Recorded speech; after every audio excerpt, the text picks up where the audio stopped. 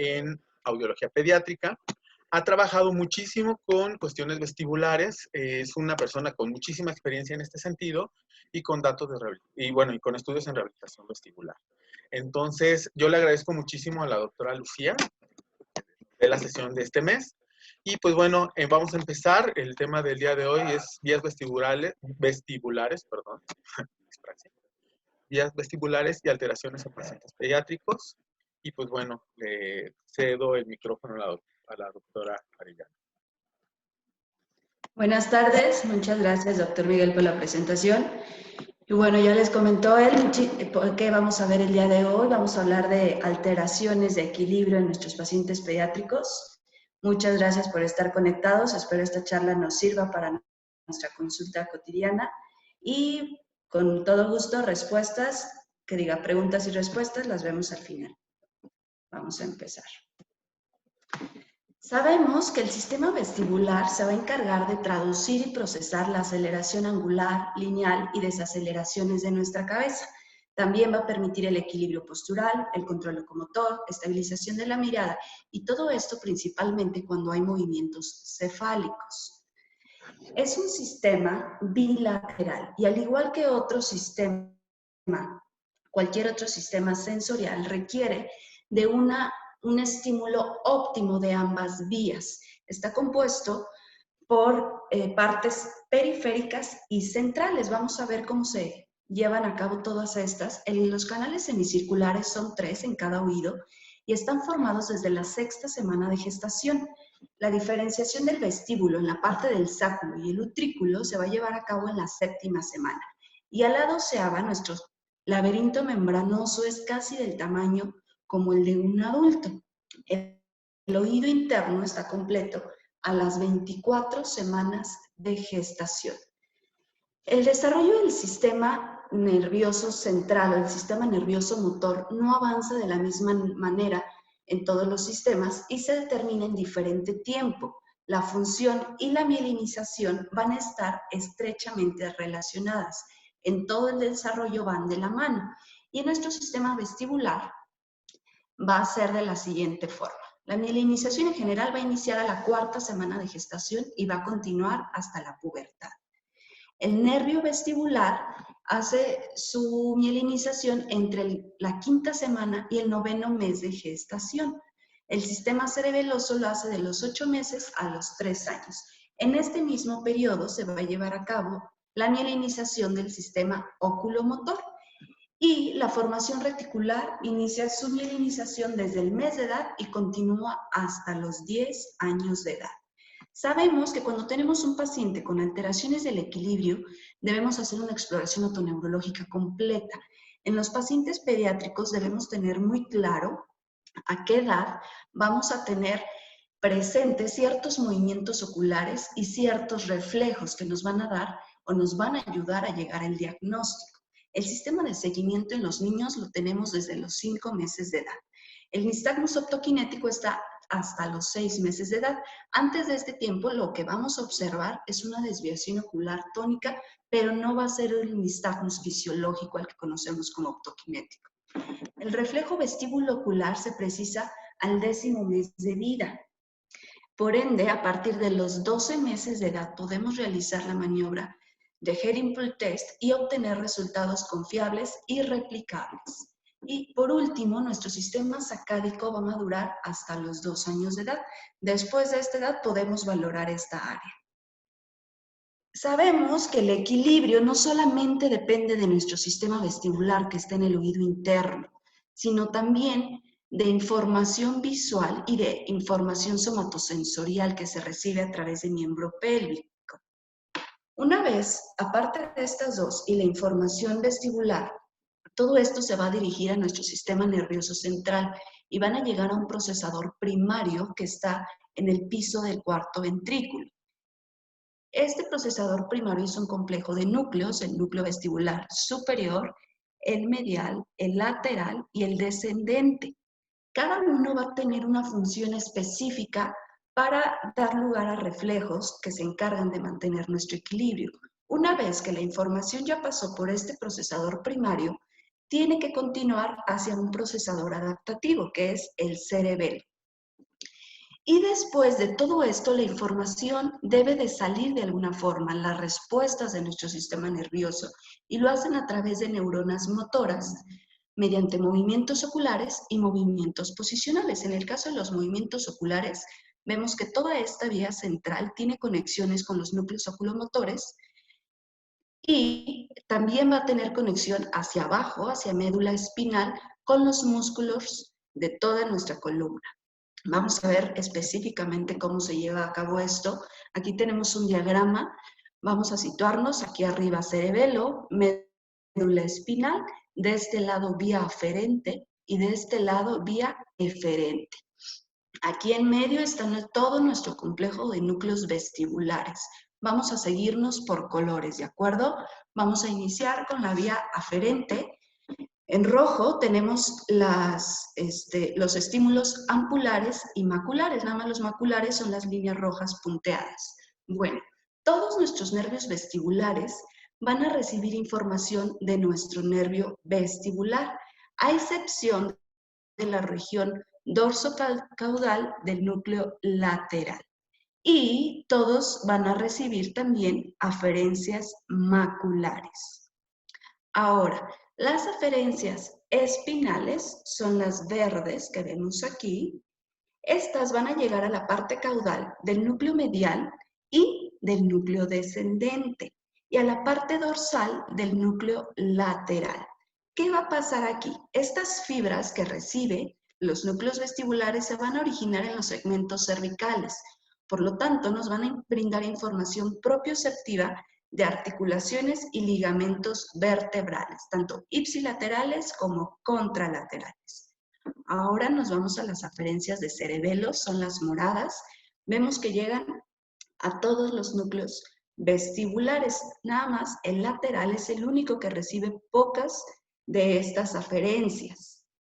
El nervio superior y el nervio medial van a recibir principalmente aferencias del flóculo y van a estar relacionadas con el reflejo vestíbulo ocular. Y el núcleo superior, el núcleo medial y el núcleo descendente las van a recibir de úvula y nódulo y van a participar con el reflejo vestíbulo espinal. Ahora, de este lado vamos a tener las vías eferentes. Vamos a iniciar por las vestíbulo cerebelosas, que son las verdes que están aquí. Principalmente van a ir al núcleo desde el núcleo descendente y desde el núcleo medial. Y son ipsilaterales. Estas también van a tener información visual, lo cual nos va a permitir una visualización tridimensional de los movimientos corporales. Ahora, las eferencias vestíbulo-espinales van a llevar dos vías, la del fascículo vestíbulo-espinal lateral y el fascículo vestíbulo-espinal medial. Estas son las rojas que vemos aquí. Aquí el núcleo lateral va a formar el fascículo vestíbulo-espinal lateral. ¿Qué es lo importante de este fascículo? Bueno, él va a descender ipsilateralmente por el cordón anterolateral de la médula, va a bajar para conectar con las motoneuronas alfa e interneuronas del asta anterior de la médula espinal. La parte rostro-ventral se va a proyectar sobre la médula cervical y la porción dorsocaudal sobre médula lumbar y músculos extensores cervicales. La función de esta parte es principalmente favorecer el tono muscular extensor. Ahora, el fascículo vestíbulo-espinal medial, se va a originar en las porciones rostrales del núcleo medial y la parte adyacente del núcleo lateral. Este va a descender tanto ipsi como contralateralmente de los núcleos vestibulares y se va a dirigir a los músculos cervicales que van a llevar a cabo un movimiento compensatorio de cabeza en el plano del canal semicircular estimulado. Este fascículo también va a recibir contralaterales de los núcleos oculomotores y van a participar simultáneamente en el control del reflejo vestíbulo ocular y vestíbulo cervical. Es decir, van a mantener la cabeza y la visión estables mientras tenemos movimientos repentinos y así nos van a permitir tener una orientación espacial. Por último, en la vía eferente tenemos las vías vestíbulo-oculomotoras. Estamos hablando a grandes rasgos del reflejo vestibulocular. Recordemos que la función de este reflejo es mantener la agudeza visual conservando una imagen fija en la retina cuando hacemos movimientos de cabeza, para que no perdamos el equilibrio. Me voy a regresar un poquito a la diapositiva anterior para ver los núcleos.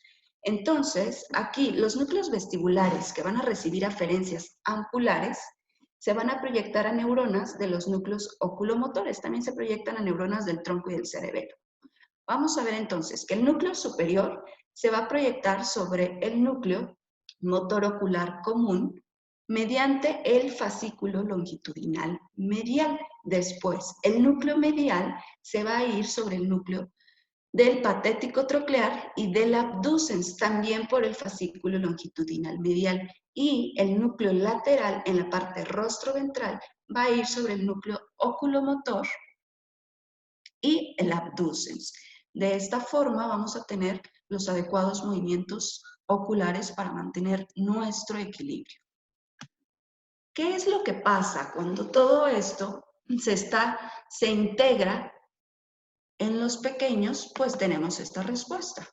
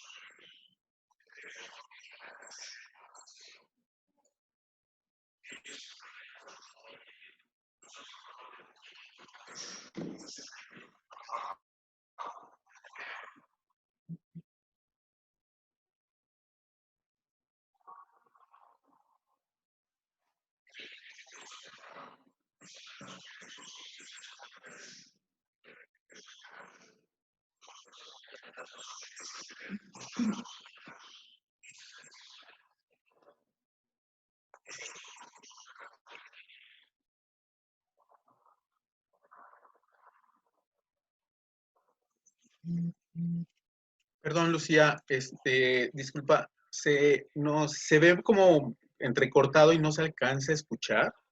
No sé si tenga audio. Ok. Si tiene audio, si quieren, bueno, lo saltamos. Ese video. Lo que explica es como un bebé tiene su oído interno en la parte vestibular formada y se encarga de irle dando el tono muscular y el equilibrio necesario para que él pueda iniciar primero sostén cefálico, sostén de tronco, gatear y por último la deambulación. Nos habla de que es un sistema que requerimos para llevar a cabo todas estas tareas. Bueno, ¿qué pasa si hay alguna alteración en la parte periférica o en la parte central que acabamos de ver, en todos esos órganos? Pues vamos a tener sintomatología de alteraciones del equilibrio. Ya sabemos, el mareo, el vértigo, la inestabilidad, pero en los niños es importante hacer un énfasis en alteraciones de su sistema motor grueso. Vamos a ver afecciones muy importantes cuando la alteración vestibular se da entre los 0 meses y los 6 años de edad. Ahorita más adelante vamos a ir viendo cada una de estas afecciones y el por qué.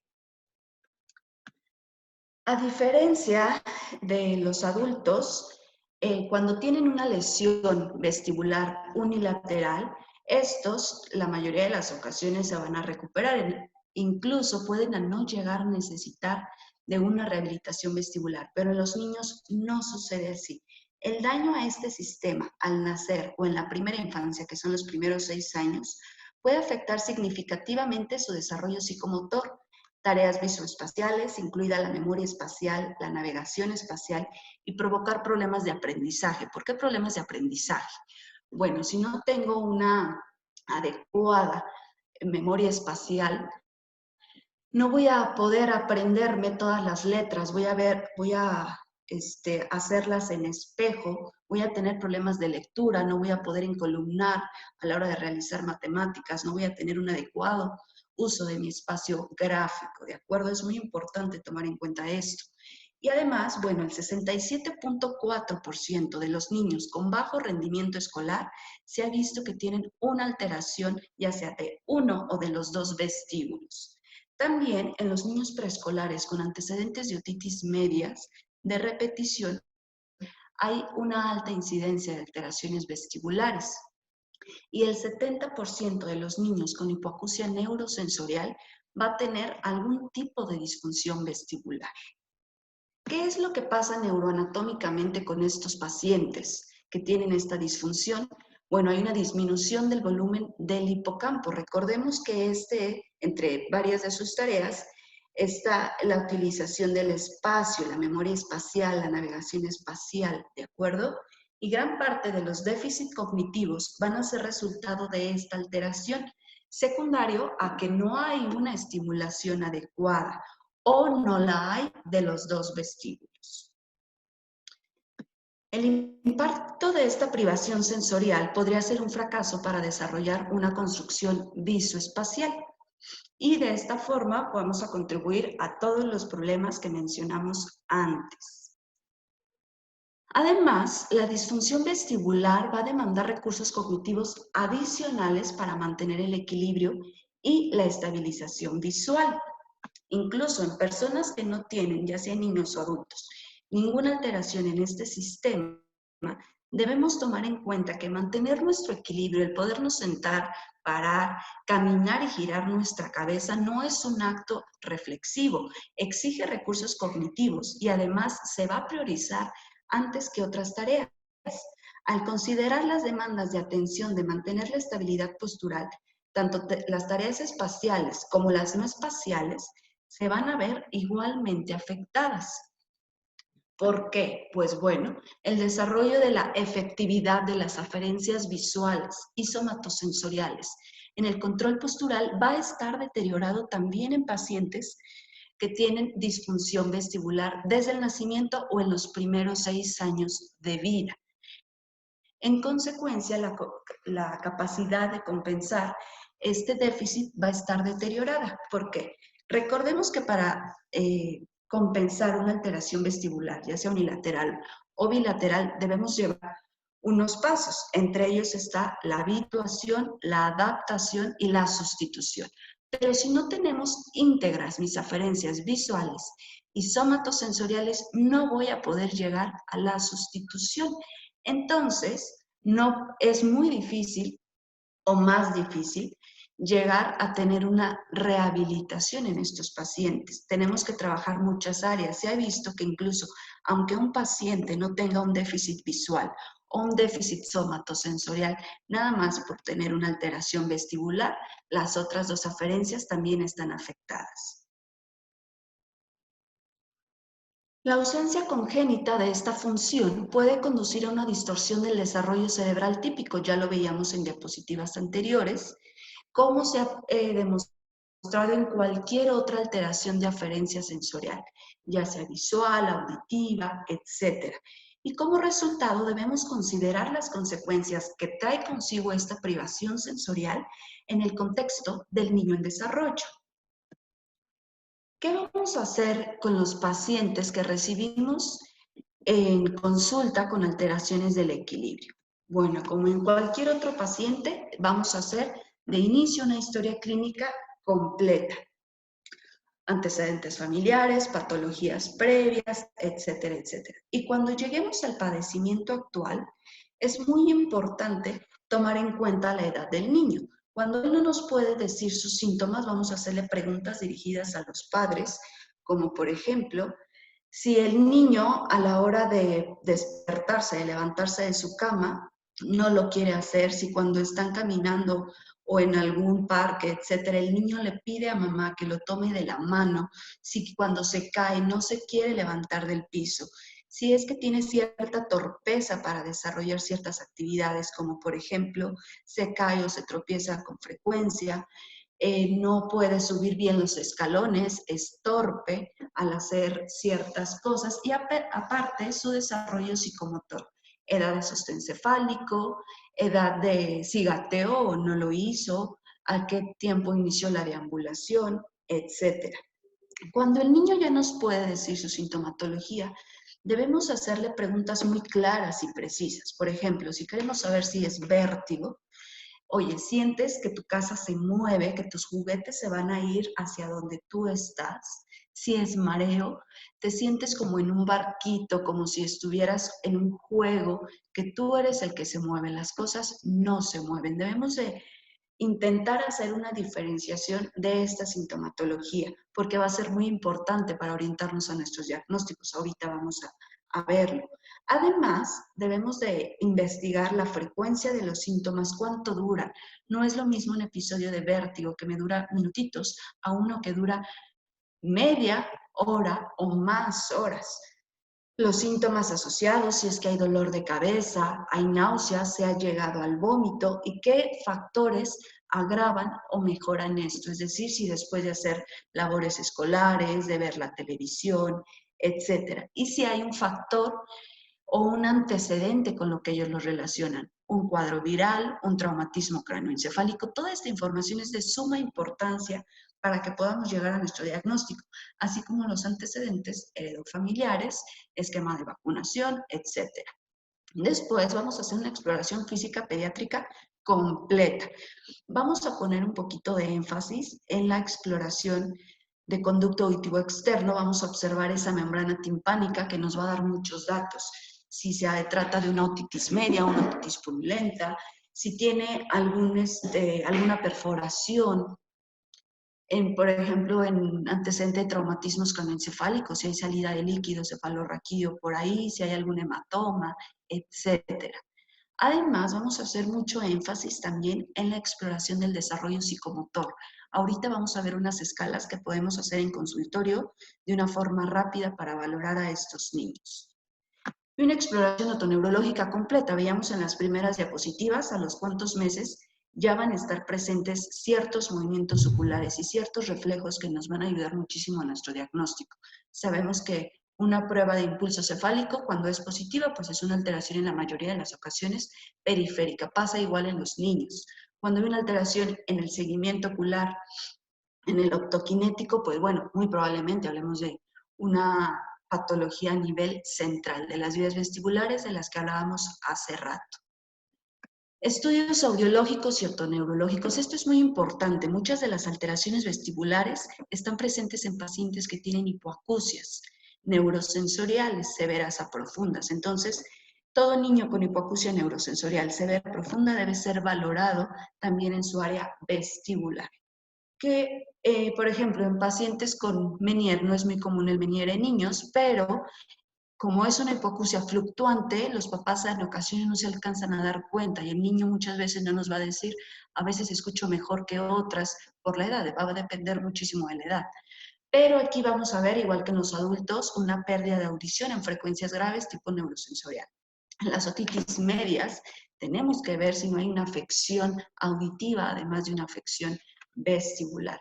Y estudios otoneurológicos. No todos los niños le vamos a hacer el video head input test o la videonistagmografía. Debemos de saber a cuáles. Y ahorita vamos a ir viendo poco a poco qué estudio es para qué patología.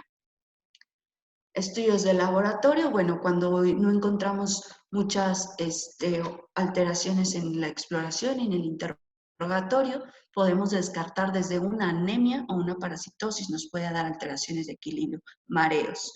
Estudios de gabinete, esto es muy importante, cuando tenemos sospechas de que el niño puede tener alguna malformación de oído medio, alguna alteración en oído interno, que nos pueda estar afectando el vestíbulo, bueno, debemos pedir el estudio de imagen. Además, cuando hay antecedente de un traumatismo craneoencefálico, ahí lo debemos de pedir sí o sí, para descartar si tenemos alguna fístula o alguna fractura en base de cráneo que nos esté afectando la rama vestibular y la rama auditiva del octavo par craneal. Ahora, Aquí es muy importante. Decíamos, con el interrogatorio debemos de tratar de ser muy específicos. ¿Es mareo, es vértigo o es inestabilidad? ¿De acuerdo? Recordemos que el vértigo es la sensación de que todo me gira. Y esto se va a presentar en una disfunción vestibular unilateral aguda. En una disfunción bilateral vamos a tener mareo, ¿ok? Las dificultades propioceptivas no nos van a provocar vértigo. En una alteración central, lo que vamos a tener principalmente va a ser un mareo, no un vértigo. Y además vamos a tener alteraciones también en la marcha, en metrías, en cocinesias, otras afecciones centrales. Pero es muy, muy importante recordar que el vértigo es algo agudo y nos habla de un vestíbulo. Ahora, la actividad locomotora de los niños se va a conseguir mediante varios reflejos y el reflejo vestíbulo espinal es uno de ellos. Una alteración en el vestíbulo va a retrasar la adquisición de los movimientos reflejos para mantener el equilibrio, como es rodar o ponerse de pie. Entonces, el reflejo vestíbulo espinal a esta edad va a tener algunas funciones principales. Una es el conducir el reflejo de enderezamiento de la cabeza, extremidades y tronco, además de mantener el tono muscular laberíntico. Esto es muy, muy importante tomarlo en cuenta porque el efecto del laberinto en el tono muscular no va a ser evidente en los adultos. Es decir, si yo tengo un paciente con una disfunción vestibular adulto, ya sea unilateral o bilateral, no vamos a ver un tono disminuido. Sin embargo, en los niños, una de las causas de retraso en la adquisición de la actividad locomotriz con trastorno vestibular es debido al tono muscular disminuido. En menores de 1 año, este es tan reducido que la cabeza la vamos a ver inestable durante la fase aguda de la patología. ¿Cómo podemos explorar a un niño en nuestro consultorio cuando no tenemos gabinete otoneurológico? Bueno, tenemos que revisar hitos motores, valorar su equilibrio de acuerdo a la edad y la evaluación de la función de canal horizontal. ¿Cómo lo vamos a hacer? Las banderas rojas para los hitos motores. Si mi paciente tiene 4 meses de edad y no ha sostenido cabeza, puntos rojos. 7 meses y no se sienta sin apoyo, también debemos de tener sospechas para esto. 12 meses, no se para. 18 meses, año y medio y el niño no ha iniciado deambulación. Sabemos que eso está totalmente mal y debemos de empezar a investigar.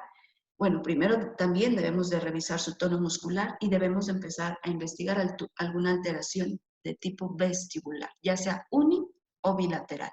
Hay diferentes pruebas para la valoración de la función del equilibrio. Una de ellas es la prueba el BOT2, es una prueba de 9 ítems, donde algunas tareas se van a realizar con ojos abiertos, otras se hacen con ojos cerrados y requerimos de una barra. Ya está estandarizada y hay datos normativos de referencia. Esta se evalúa con 4 áreas, es la forma de evaluar la psicomotricidad. Una de ellas es el control manual fino, es decir, la precisión e integridad. Otra es la coordinación manual, la habilidad manual y coordinación en las extremidades superiores. Y otra es la coordinación física. Aquí es donde entra el área del equilibrio. Otra prueba es la de Peabody y otra es la de Oseretsky. La de Peabody va a evaluar el desarrollo de los niños de 5 a 6 años y va a tener 6 ítems. Los primeros 4 nos van a valorar la motricidad gruesa y los últimos 2 el área motora fina. Ahora, ya que hicimos esto en el consultorio y que vimos que nuestro niño tiene un tono disminuido, que tiene un retardo psicomotor y que aparte nuestros test tienen un poco de alteración, ¿qué es lo que vamos a hacer? Bueno, empezar a pensar qué es lo que puede tener ese niño. Decíamos que es muy importante diferenciar vértigo, mareo, desequilibrio. Es muy importante saber el tiempo, desde cuándo y qué lo ocasiona. ¿Por qué? La causa número 1 de vértigo en los niños es la migraña vestibular. Estos van a ser cuadros de cefalea intensa, tipo migrañosa, que a menudo precede, acompaña o alterna con los episodios de vértigo. No es mareo, es vértigo. Además, se va a acompañar de fotofobia, náuseas y vómito. Estas crisis son incapacitantes en nuestros pacientes, no le permite hacer otra actividad, tiene una duración de horas, 20 minutos a horas, y van a ocurrir con mayor frecuencia cuando los niños están fatigados. En esta patología, los exámenes otológicos, neurológicos, son totalmente normales. En los primeros 2 años, los episodios de migraña van a ser recurrentes, regulares, mal tolerados, y poco a poco van a ir mejorando. Nuestra segunda causa de vértigo en niños es el vértigo paroxístico benigno en la infancia. Este se va a presentar en niños de 2 a 3 años de edad. Los cuadros van a ser breves, minutos de duración, no van a durar horas. Son pequeños cuadritos en pacientes de 2 a 3 años de edad. Estos no llegan a ser incapacitantes cuando el niño tiene lapsos de no tener crisis. No, tampoco hay dolor de cabeza, y también las pruebas otológicas y neurológicas van a ser normales. Y los episodios pueden repetirse durante varios meses, incluso llegar a repetirse durante todo un año, y luego van a desaparecer espontáneamente después de que el niño cumpla sus 3 años. Traumatismos cranoencefálicos. Estos representan el 10% de los casos de vértigo en niños.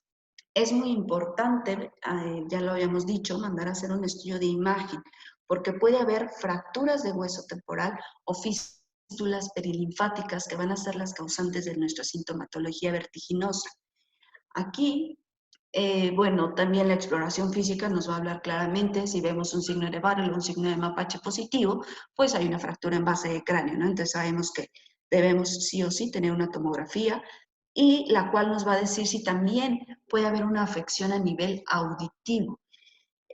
Tanto en fracturas de hueso temporal transversas como longitudinales podemos tener afección auditiva. Entonces, es muy, muy importante tomarlo en cuenta. Alteraciones visuales es otra de las causas de vértigo, ya sea miopía, hipermetropía, astigmatismo, anomalías de la vergencia, etc. Estas van a representar el 10%, pero después de los 5 años de edad. En ellos, los cuadros de vértigo van a ser breves, minutos de duración, pero van a ser repetitivos a lo largo del día. Y a menudo se asocia con fatiga, por ejemplo, después de que el niño termina tareas escolares o después de que vio la tele por un tiempo prolongado. Estas sensaciones pueden ser aisladas o también pueden estar asociadas a dolores de cabeza y náuseas, pero rara vez van a llegar al vómito. Entonces, a diferencia de la migraña vestibular, que es la causa número 1 de vértigo en niños, esta se va a presentar después de que ellos hicieron una tarea visual que los cansó. Dura poco tiempo, no dura horas como la migraña, no llega a ser incapacitante, y aquí los niños no presentan vómito. Otra causa es la neuritis vestibular. Aquí, este es el motivo del 5% de los niños que vemos por vértigo. Lo que va a ver es tal cual la sensación de rotación, aparte de vómitos y se presenta durante una infección viral. Es muy importante tomar en cuenta los antecedentes durante nuestro interrogatorio y nuestra exploración física. ¿Por qué? Bueno, el diagnóstico puede llegar a ser difícil porque en algunas ocasiones, o en la mayoría, los pacientes, aparte de tener vértigo y vómitos, van a tener dolor abdominal y fiebre, lo cual nos puede orientar hacia una gastroenteritis. Pero si hicimos un buen interrogatorio y una buena exploración física, vamos a ver una lateropulsión. De acuerdo a la marcha va a haber una inestabilidad con una lateropulsión. Y además, cuando hagamos la exploración visual, otoneurológica visual, vamos a ver un nistagmus que nos va a dar el diagnóstico. Este nistagmus, pues como es periférico, lo tenemos que hacer con lentes de Frenzel, si no, no lo vamos a lograr ver en la mayoría de las ocasiones. Otro es la laberintitis. ¿En qué vamos a diferenciar la laberintitis con la neuritis? Bueno, en la laberintitis tenemos el antecedente en la otoscopía de una otitis purulenta. Y aquí es muy importante el abordaje, porque niños en etapa crítica de 0 a 6 años vamos a tener una pérdida vestibular grave en la que va a ser difícil llegar a compensar esta lesión. Y por último, tumores de fosa posterior. Estos, la buena noticia es que solamente son culpables del 1% de las alteraciones de equilibrio de nuestros pacientes. Es una alteración en nivel nervioso sistema nervioso central, entonces recordemos que no hay vértigo. Lo que vamos a tener es mareo, inestabilidad y cualquier otra alteración neurológica, ¿de acuerdo? Otra patología que vamos a encontrar, no es muy frecuente en niños, pero se llega a presentar, es la enfermedad de Meniere. Esto se da después de los 8 años. Igual que en los adultos, tenemos una triada característica: acúfeno, vértigo y plenitud óptica, que se van a exacerbar o van a ser fluctuantes con las crisis. Aquí los exámenes otológicos y neurológicos son normales mientras no tengamos crisis. Cuando tenemos crisis, también la exploración va a estar afectada, aparte del gabinete. Y en la exploración física, bueno, vamos a ver que la sensación de vértigo se incrementa con movimientos posturales, hay vómito, pero sobre todo hay un nistagmus. El nistagmus es de tipo periférico, es decir, no cambia de dirección, no es totalmente horizontal, no es vertical. Y dependiendo la etapa de la enfermedad, pues va a ser la dirección. Si está en fase irritativa o está en fase parética, va a ser la dirección que vamos a encontrar. El vértigo postural paroxístico benigno, este es muy raro en niños, pero cuando se llega a dar, lo encontramos después de un traumatismo. En la historia clínica, en el interrogatorio, pues bueno, el familiar ya nos contó que el niño se cayó del columpio, etcétera, y aparte nos ha dicho que su vértigo se da cuando el niño se levanta de la cama, cuando el niño está jugando, está brincando, de pronto se tira al piso y dice que no se quiere levantar, que los juguetes se mueven, etcétera. Y nos da el antecedente de haber tenido un traumatismo en este, igual que en los adultos. Vamos a hacer maniobras de provocación canalicular, el Dix-Hallpike, el McClure, y vamos a dar el mismo tratamiento, maniobras de reposición, ¿de acuerdo?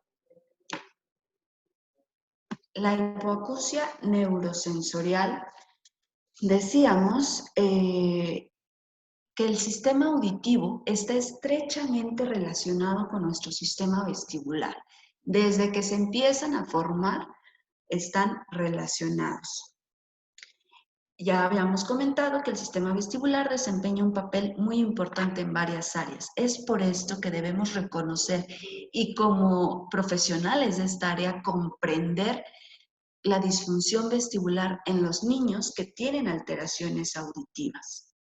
Sabemos que la hipoacusia es la causa número 1 de discapacidad congénita. 3 de cada 1000 recién nacidos tienen una alteración auditiva y la prevalencia de alteraciones vestibulares en estos niños llega a ser hasta del 70%.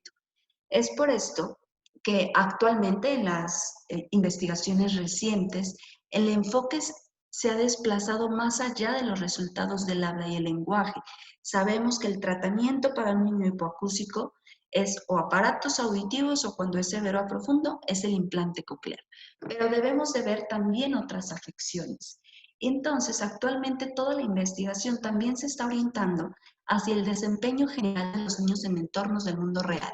¿Qué pasa si yo le habilité su canal auditivo excelentemente mediante un implante coclear a un niño, pero no vi su parte vestibular? Bueno, va a tener un desarrollo psicomotor torpe, va a ser un niño que va a tener alteraciones escolares de igual forma y no va a poder llevar a cabo todo su desarrollo como lo debería de hacer si estudió también esta área. Entonces, para tener en cuenta sus déficits en estos entornos, debemos comprender el alcance de sus deficiencias sensoriales. Hay muchas causas que nos van a dar una hipoacusia neurosensorial profunda, o no tiene que ser profunda, cualquier alteración auditiva. Entre ellas tenemos las genéticas. Una de las principales es el síndrome de Usher, tipo 1, en el que además de un deterioro auditivo hay un deterioro vestibular y un deterioro visual progresivo. Las anomalías cocleovestibulares, particiones incompletas de la 1 a la 3, acueducto vestibular ensanchado, cavidades comunes. Todo esto, cuando sabemos que el niño tiene alteraciones auditivas, también debemos ver las alteraciones vestibulares. Y el síndrome de Church, en el que no hay función vestibular porque no hay laberinto. ¿Qué otra cosa nos puede dar una afección auditiva y a la vez vestibular? Bueno, lesiones ototóxicas. Cuando tenemos una alteración vestibular por fármacos, no va a haber vértigo porque va a ser una disfunción vestibular bilateral. Lo que vamos a encontrar es una inestabilidad y un desequilibrio. Entre los fármacos más conocidos, pues bueno, están los aminoglucósidos, principalmente la gentamicina y la amicacina para la audición en la mayoría de las ocasiones, y también fármacos antineoplásicos. Otra parte muy importante de la hipoacusia es el implante coclear, la relación que hay con el implante coclear y la disfunción vestibular. Gran parte del interés en la función vestibular en niños con hipoacusia neurosensorial surgió del advenimiento de la implantación coclear bilateral. Muchos programas que se dedican a esto alrededor de todo el mundo han buscado comprender mejor el sistema del equilibrio, debido a que puede conducir a un deterioro bilateral en el vestíbulo. El sistema vestibular se ha visto que está en riesgo durante la cirugía de implante coclear por el simple hecho de estar alojado en el mismo laberinto y estar conectado a la cóclea mediante el ductus reunions. Además, comparten el mismo líquido endolinfático y los cambios en la cóclea van a traer consigo alteraciones en conductos semicirculares y órganos otolíticos. Los electrodos insertados pueden producir daños permanentes en las estructuras sensoriales, perdón, dice cóclea, no es cóclea, de estructuras sensoriales del vestíbulo. Esto da resultado cambios en la presión del líquido, ya lo decíamos, tanto intracoclear, que puede dar lugar a alteraciones mecánicas en cúpulas y crestas. Además, se ha demostrado que la implantación tiene potencial de afectar la función vestibular a través de la estimulación eléctrica que tienen los electrodos. Durante la cirugía puede haber varios mecanismos que nos pueden lesionar el vestíbulo. Uno de ellos es la inducción de una laberintitis serosa debido a la apertura del laberinto membranoso. Otra es la introducción de sangre en el oído interno y otra es la lesión mecánica debido a la inserción de la matriz de electrodos. Esto puede suceder durante el periodo de cirugía, pero otra cosa importante es que se ha visto que la disfunción vestibular puede ser un factor de riesgo en la falla del implante coclear. Es otro motivo por el cual debemos examinar a nuestros pacientes, tanto antes como después de cirugía en la parte vestibular. Si antes de cirugía mi paciente no tenía una afección, pero después sí, ok, en mis programaciones debo poner un poquito más de énfasis en ver si no está fallando algo. Y si está fallando, puede ser secundaria a una disfunción vestibular. Se ha observado que cuando se hacen pruebas calóricas después de la cirugía del implante, a los 4 meses ya está estable esa lesión. ¿Qué quiere decir esto? Si durante la cirugía tuve alguna lesión un poquito después, alguna disfunción vestibular, después del 4.º mes ya no vamos a tener mejora. Ya debemos de estar trabajando sobre esa disfunción vestibular. Recordemos que la mayoría de los niños en nuestro país se implantan antes de los 3 años de edad.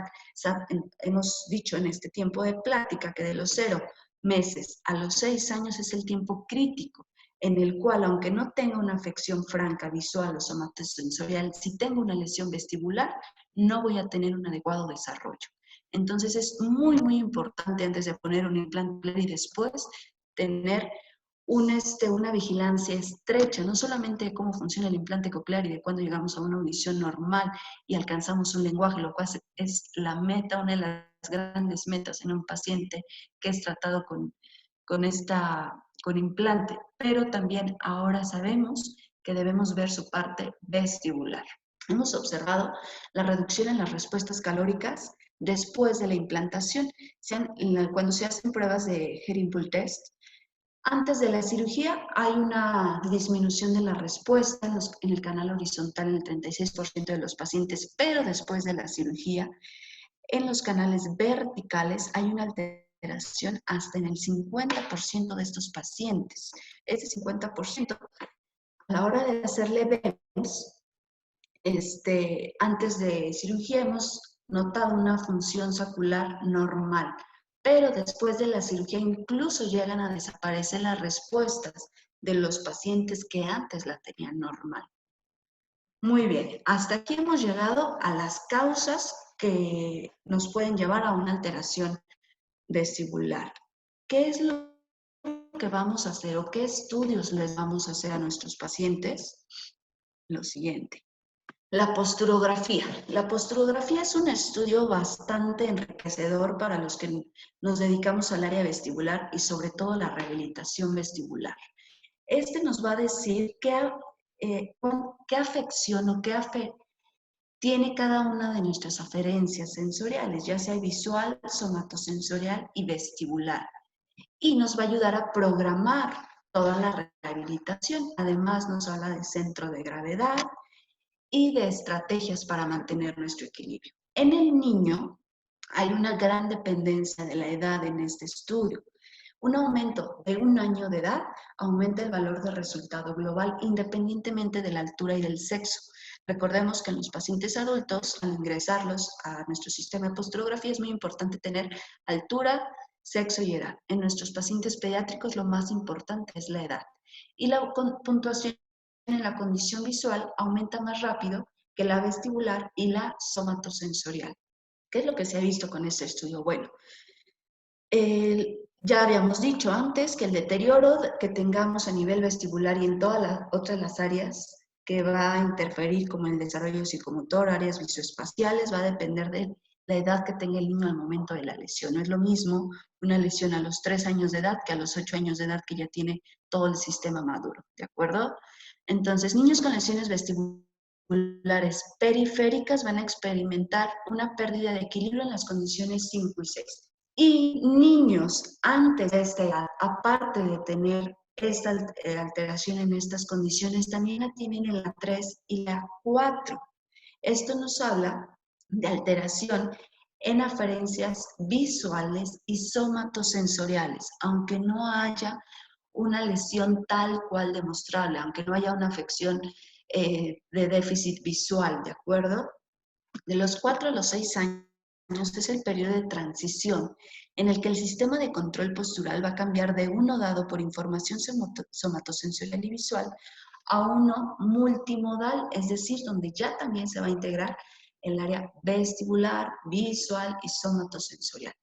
Las puntuaciones de efectividad somatosensorial son similares a lo de los adultos a los 4 años.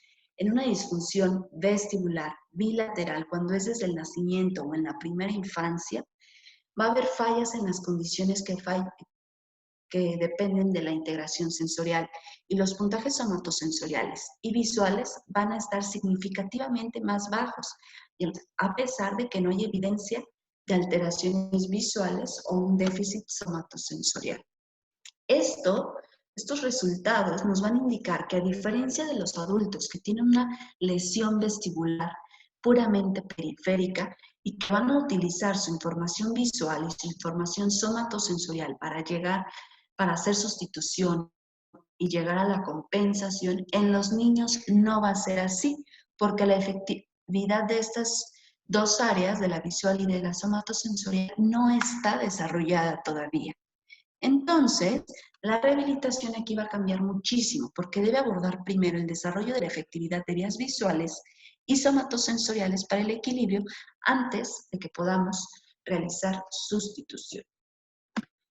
Una prueba que podemos hacerle a estos niños cuando sospechamos de una alteración periférica es la videonistagmografía. Aquí sabemos que estimulamos a diferentes temperaturas, 30 y 44 grados centígrados, el canal semicircular horizontal, es decir, rama vestibular superior. Vamos a tener resultados bastante fidedignos con esta prueba, sin embargo, a menudo es muy difícil hacerla en los niños. Es una prueba incómoda, nos ocasiona vértigo y pues la tenemos que realizar en un ambiente oscuro, lo cual se nos complica un poco, pero la podemos llevar a cabo si es que contamos con el equipo. En pequeños menores de 3 años va a ser difícil realizar cualquier prueba de gabinete porque la mayoría de las casas comerciales no tienen lentes pediátricos. Entonces, ¿qué podemos hacer antes de eso? Una prueba de silla rotatoria. Si no tenemos silla rotatoria tal cual en el consultorio, pues la mayoría tenemos sillas de escritorio rotantes, entonces ponemos al bebé, desde los 3 meses lo podemos hacer en el regazo de su papá, giramos y vamos a ver el nistagmus postrotatorio que nos va a indicar integridad de canal semicircular horizontal. El BHIT. El BHIT lo podemos hacer desde el año de edad. En este tiempo los resultados son replicables y nos van a dar mucha información acerca de qué canal y de qué lado es la afección. Este no nos va a inducir al vértigo, evidentemente tampoco va a tener náuseas y pues lo vamos a hacer en una habitación abierta. Nada más que pues no hay unas gafas que le vayan a quedar a la mayoría de los pacientes menores de 3 años. Y además necesitamos la participación del paciente, requerimos que fije un punto, que siga instrucciones. Esto es también algo muy importante, por lo cual es muy difícil hacerlo en menores de esta edad. Otra de las pruebas que se pueden llevar a cabo son los BEMS, ya sea oculares o cervicales. En el caso de los oculares, pues vamos a investigar la función utricular y en los cervicales la función saccular. Estos pueden mostrar anormalidades en las neuritis vestibulares, igual que en los adultos. Va a haber ausencia o aumento de las latencias y decremento de la amplitud en P1 y N1. Las latencias van a ser diferentes a las de los adultos, de los 4 a los 19 años. Estas son las latencias que están estandarizadas para este estudio. En el acueducto vestibular largo se han encontrado los BEMS cervicales anormales en el 92% de los pacientes. Hay latencias alargadas e incluso pueden llegar a estar ausentes, sobre todo cuando hay afección en ambos vestíbulos. ¿Qué vamos a hacer con estos pacientes una vez que ya sabemos que se trata de un vértigo periférico o una alteración central? Ya tenemos el estudio de imagen, ya quizá le hicimos una videonistagmografía, sabemos qué vestíbulo está fallando, o sabemos que salió normal, el paciente tiene un cuadro de cefaleas, entonces dimos el nombre de una migraña vestibular. Bueno, le vamos a dar tratamiento farmacológico. Si es que se trata de una neuritis o una laberintitis, pues está claro que tiene que llevar antibiótico-terapia. En algunas ocasiones tenemos que hacer reposición hídrica, dar tratamiento sintomático. Pero después de esto, en la fase aguda, ¿cómo vamos a ayudar? ¿Qué vamos a hacer? Pues la rehabilitación vestibular. Tenemos que ayudar a compensar esa pérdida. Es difícil en los primeros 6 años de vida, bueno, cuando se hizo la lesión en los primeros 6 años de vida, sí, pero es lo que tenemos que hacer. Aquí tenemos que centrarnos en la adaptación, habituación y sustitución, como en cualquier otra rehabilitación vestibular. Sin embargo, aquí también debemos tomar en cuenta el aprendizaje motor, y esto va a depender del diagnóstico y los resultados que obtuvimos en las pruebas, tanto en las de psicomotricidad, posturografía, como en algún otro gabinete, al diagnóstico que llegamos. Y aquí el desafío es mantener el interés y la cooperación del paciente. Tenemos que modificar todas nuestras actividades. A un niño de 3 años no lo vamos a poder hacer ganancia de reflejo vestíbulo ocular observando un punto fijo y moviendo su cabeza horizontal o verticalmente. Tenemos que hacer toda una modificación, utilizar pelotas, utilizar columpios, utilizar varias cosas para que nos ayuden en aferencias somatosensoriales. Incluso vamos a incluir terapia visual, ¿de acuerdo? Si la disfunción vestibular ocurrió en o poco después del nacimiento, pues ya sabemos, los impedimentos incluirán alteraciones de la visión y la somatosensación. Por eso la intervención debe abordar el desarrollo de estas habilidades para que podamos alcanzar la sustitución, ya lo habíamos dicho. Si la lesión ocurre después del periodo crítico, es decir, después de los 6 años de edad, la habituación y la sustitución deben ser suficientes y debemos tener mejoras rápidas, como en cualquier otra alteración vestibular. Unilateral, si es bilateral, pues vamos a tardar un poquito más, tomando en cuenta que el niño no tenga alguna otra afección como neurológica o algo por el estilo. En una pérdida periférica unilateral, cuando ya se llegó a la edad de la maduración, es decir, después de los 6 años, pues bueno, el tratamiento se va a centrar en reducción del vértigo, mejora de las habilidades de mirada y equilibrio, y vamos a incluir, recordemos que la rehabilitación debe ser individualizada. Aunque 2 niños tengan el mismo diagnóstico, no va a ser la misma rehabilitación jamás. No vamos a usar los mismos ejercicios nunca. Debemos de ver, no todos llevan exactamente el mismo nivel de madurez motora, no todos llevan exactamente el mismo grado de lesión o el mismo grado de agudeza visual, ¿de acuerdo? Entonces el protocolo debe incluir capacitación para el uso de función vestibular del oído contralateral.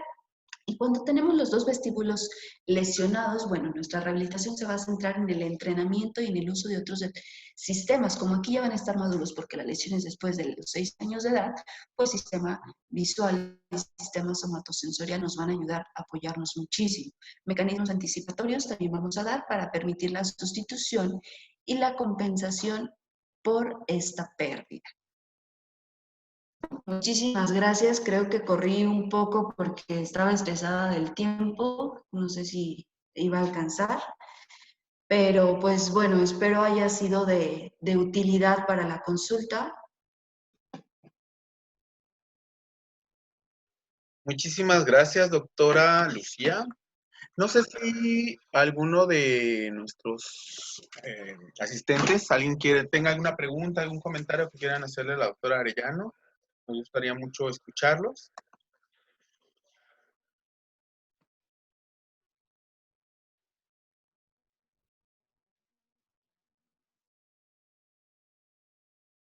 Bueno, como ya vi como algunas doctoras que fueron mi CR2 y mi CR1, es cierto, no les voy a preguntar. No, en absoluto.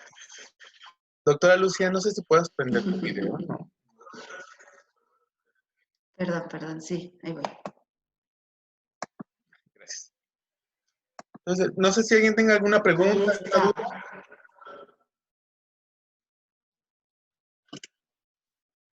Bueno, creo que hay varios, tal vez hay algunos pediatras ahorita en la sesión. Digo, creo que fue muy, muy interesante y muy puntual como los datos que nos dabas acerca del el interrogatorio, que creo que eso es de lo más complejo, ¿no? Sobre todo en los niños.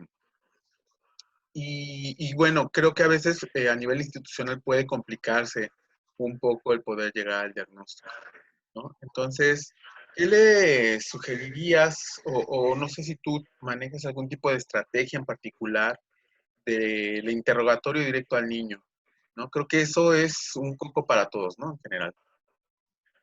Sí, bueno, el interrogatorio directo al niño tiene que ser muy, muy dirigido. A ponerle ejemplos, incluso a veces ponernos a imitar la sintomatología durante la consulta.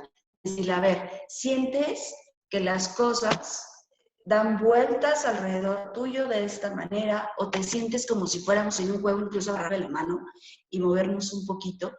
O subirlo a un cojín, a uno de los cojines que siempre tenemos en consulta, donde va a estar un poquito inestable. Creo que lo más importante en la primera consulta respecto a eso es diferenciar. ¿Es vértigo, es mareo o es inestabilidad? Y decirle, cuando caminas, sientes que nos vamos de lado, agarrarle la manita e irte un poco con los niños, es difícil que diferenciar, ser como muy específicos y ponernos con un lenguaje bastante fácil o más libre para ellos. Así es. Mira, la doctora Cintia Cárdenas, hola Cintia, me da mucho gusto poder ver que está escribiendo por acá, nos pregunta, ¿qué opinan de los resultados de la BNG antes de los 3 años de edad? ¿Son válidos o definitivamente son poco confiables? ¿Tú qué opinas? Perdón, no es que se cortó. ¿Me escuchas mejor? Sí, creo que sí.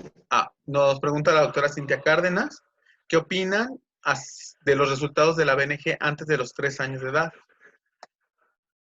Bueno, el resultado en sí debe de ser confiable. El laberinto ya está totalmente formado para darnos una respuesta confiable con pruebas calóricas. Ahí lo difícil es que el niño se deje y que abra los ojos cuando se lo pidamos. Es difícil tener una sensación de vértigo bastante fuerte.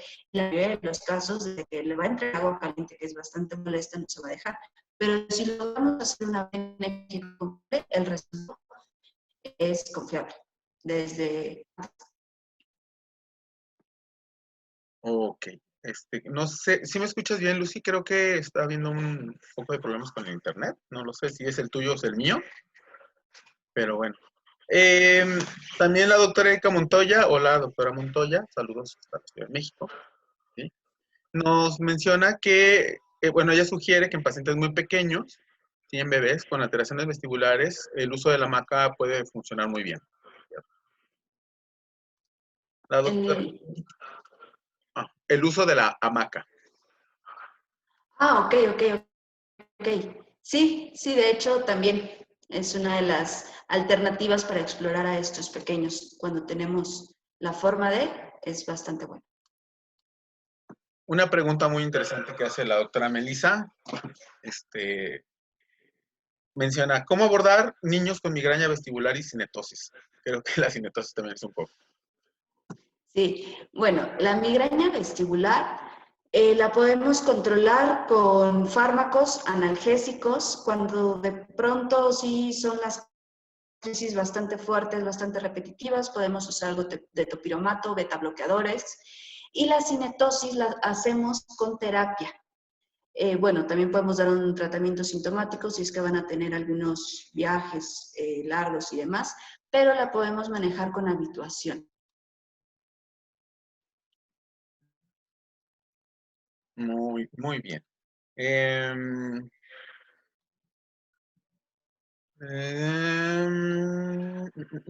No sé, a ver, ¿alguien tenga alguna otra pregunta, alguna otra duda?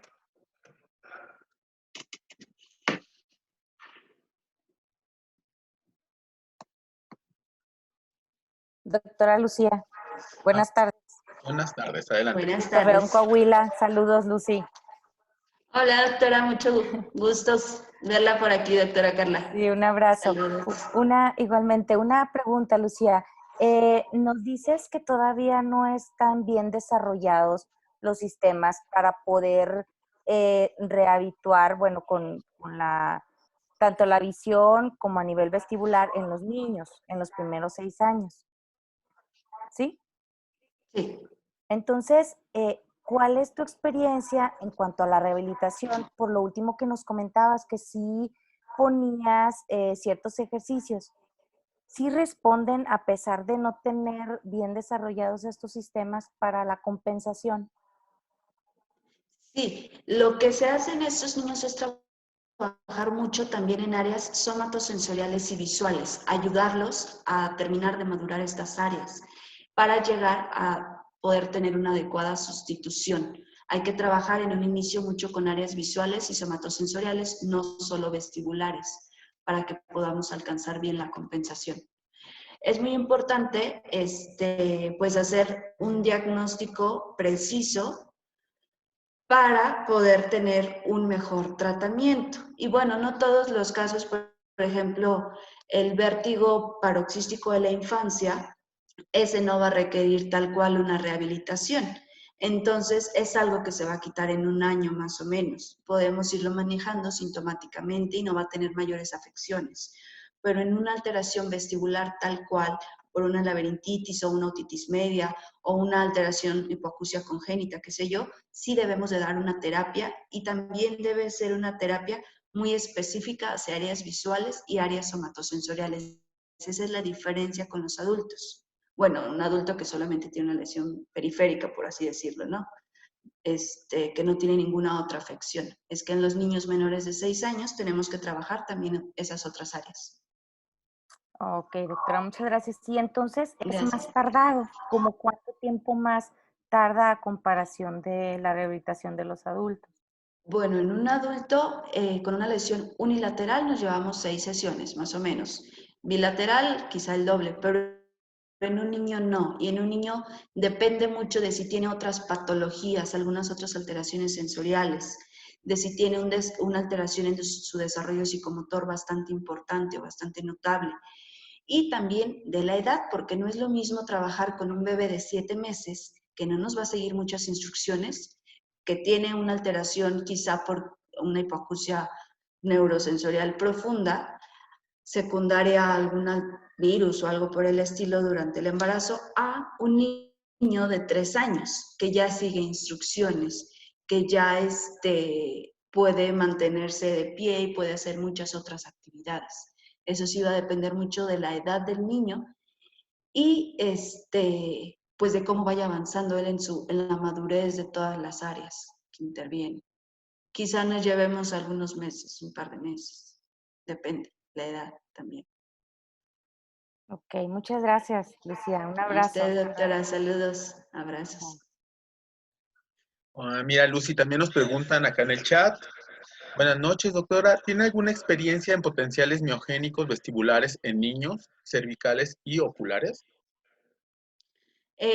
No cuento con el equipo de potenciales miogénicos, hice la residencia en el Instituto Nacional, ahí sí tienen el equipo, ahí se tiene el protocolo de realizar a los niños previo al implante o niños con pérdidas auditivas neurosensoriales este tipo de estudios. También en el infantil, en alguna ocasión me tocó que realizaban este tipo de estudios, pero realmente ahorita en la práctica clínica no utilizo ese equipo. La doctora Alejandra Segovia, hola Ale, menciona, algunos niños pueden leer o jugar Wii en el auto y otros no. ¿Qué ejercicios podemos ocupar con estos pequeños que no pueden hacerlo? Bueno, el hecho de que no puedan jugar Wii no necesariamente tiene que ser, no sé, una alteración tal cual, pero quizás si estamos hablando algo similar a la cinetosis, podemos trabajar con habituación. Incluso hay varias aplicaciones, juegos de Nintendo también del mismo Wii, que tienen algunas tareas para trabajar con estas áreas. Ok. No sé si alguien tenga alguna otra pregunta, algún otro comentario para la doctora Arellano. A ver, Doctora Arellano, buenas tardes. adelante. Hola, buenas tardes. Mire, soy Julio Becerra, soy médico residente del Instituto R4. Mucho gusto, Julia. Mi pregunta es sobre si usted en su consulta tiene también su kit de valoración para niños pediátricos, porque por ejemplo la doctora Kyoko, que es la doctora Kyoko Ishiguara, pues nos ha enseñado a usar pues, muchos elementos importantes para poder valorar a niños, ¿no? A los pediátricos. Entonces mi pregunta es si Sí, usted tiene algún elemento sorpresa para poder valorar adecuadamente a un niño pediátrico. Gracias. gracias a ti, Julio. Un paciente Sí, pediátrico. justamente cuando hice el R5 ahí con la doctora Ileana y con la doctora Kyoko, ella nos pidió un kit de exploración otoneurológica pediátrica, perdón. Y pues entre ellos el tambor de optoquinético, ya sabes, la nariz roja o algo llamativo para que el niño vea un punto fijo mientras tú le estás haciendo el vejido, el Hippolyte test, perdón, o el head shaking. También pues algunas escalas de psicomotricidad, y sí, es de bastante utilidad tenerlo presente cuando ya salimos del instituto. Porque sí, para evaluar un niño en la parte autoneurológica, evidentemente no es como en un adulto, es muchísimo más complicado. Debes de captar su atención. Simplemente para que tenga un adecuado seguimiento ocular, pues debes traer algo que le guste, un juguete, algo llamativo. Y sí, Julio, sí lo utilizamos. Sí, de que no Gracias. te deshagas de ese equipo. Sí, gracias, doctora. A ti. Sí, es muy importante a los compañeros residentes que nos escuchen, guarden todo, siempre nos va a servir de algo. Y bueno, igualmente un saludo a la doctora Kyoko Ishiguara, maestra de muchos. Y bueno, no sé si alguien tenga alguna otra pregunta, alguna otra duda.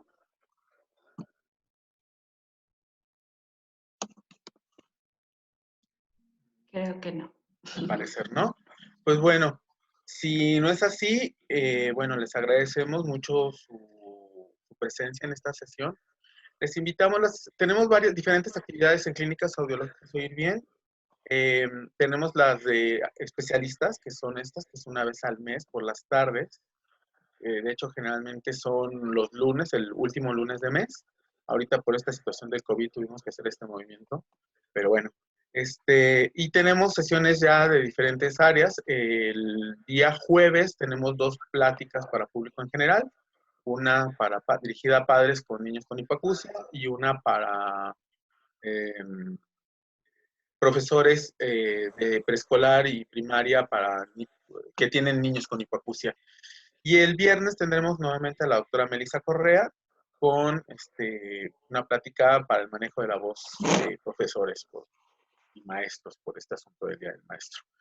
Pues bueno, muchísimas gracias a la doctora Arellano. Muchas gracias a todos los colegas y compañeros de otras especialidades que nos han acompañado el día de hoy. Y pues no me resta más que agradecerles a todos su presencia en la sesión y que tengan muy buen inicio de semana. Buenas noches. Muchas gracias a todos. Gracias. Gracias, doctor. Bye, bye.